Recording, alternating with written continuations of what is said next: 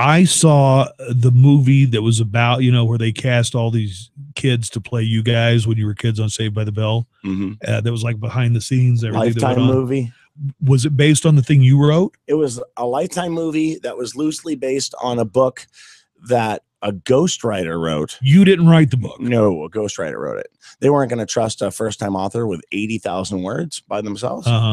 Yeah. So I'm sure you had a ghostwriter, but he interviewed you and asked for the stories, right? I was supposed to talk to a ghostwriter like 20 times for I think 2 to 4 hours a piece or something like that.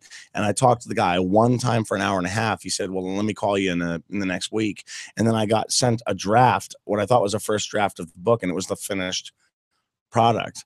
So like a brief 90-minute rundown of a bunch of stories all thrown together was suddenly this fleshed out, so there are a lot of exaggerations and a lot of inaccuracies that are just made up by the ghostwriter. Yeah, and stuff they took and ran off as spinning, a little spin for. It caused some tension. Right? Yeah. Some people were, hey, Dustin said this, and I don't believe it's true. Yeah, when I was sitting at home reading this, going, I can't believe they put this. This isn't true. So you didn't have any kind of final control over something like that? They were a French-Canadian publisher who then folded and moved to France. So how am I going to put lawsuit forward? I can't extradite somebody from France to the States. But you couldn't prevent it before it published? No. It was too late. It was put out without my knowledge. Okay, they had but with your name on it. Yes. So you think you'd be able to?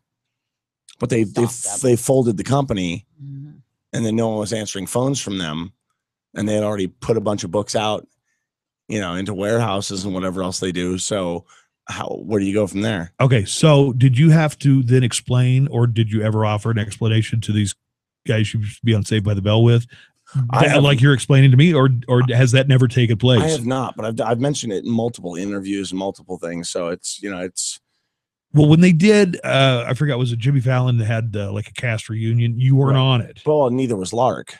I mean, I think that was what's going on with Lark. I think that was part way of, because California, everybody lived out there, and I live in Wisconsin, and I'm always on the road.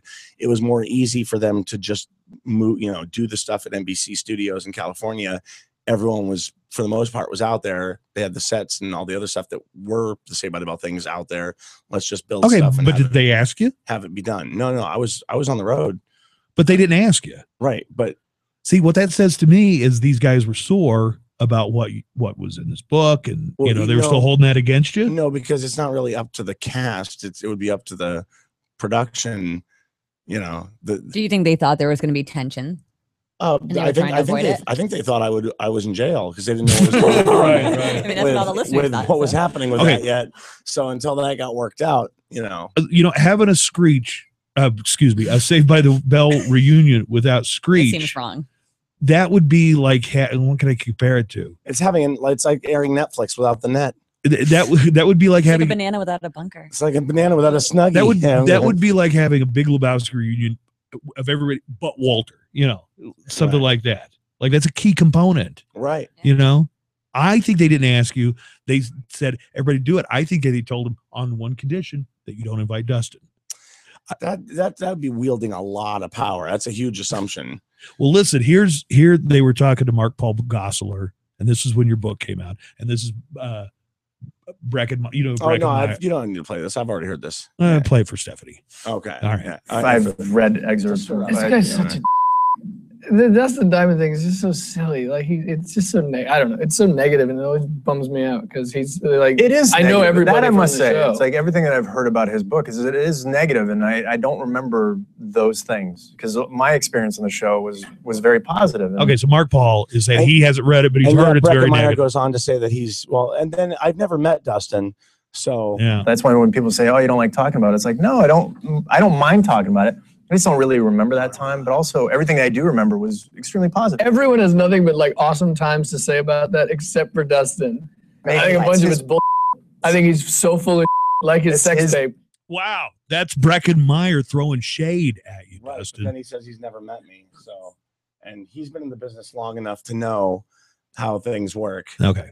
All right. Paul Gosselaar didn't sound like he was being that negative. He just said he didn't remember those things. And you said they didn't happen. More importantly, he said he hadn't read it. He'd heard about it, right? Yeah, and he said he had positive. Right. It didn't seem like he was angry. I don't see how this is going to help sell tickets to the comedy show. You're a controvert. You know, some of you just part of me has to wonder that. Yeah, like, well, it's kind of, you know, you're an interesting person. You've had an interesting Lots life. to talk about. Maybe you don't get along with your co-stars. People are interested in that. Come on, you know that, Dustin. I know, but also I haven't seen them since I was 16. I'm 38. It's been 22 years. It's a long time to grow. Okay. You know, all right. We won't talk about that anymore. Yeah, I mean, I have no ill feelings towards them in any way. But I think they do toward you. That's why. Well, yeah, but that's because of smoke and mirrors of people making money off of, oh, well, the controversy of the book will sell, the controversy of the Fit Club will sell, controversy of the porn will sell, oh, the controversy of the jail stuff will sell. It's this whole. You've taken the kind of more let's work the vanilla angle route. of the heel. It's kind of been done to death. So, you know, which only gets life if I breathe more life into it. All right. What kind of things do you talk about in your stand-up? I probably could not mention half of them on the radio. So pretty dirty be stuff. Fined by the FCC. Yeah. Really? Yes. Sex. We cover everything from grandma porn to your basic fart humor. Okay.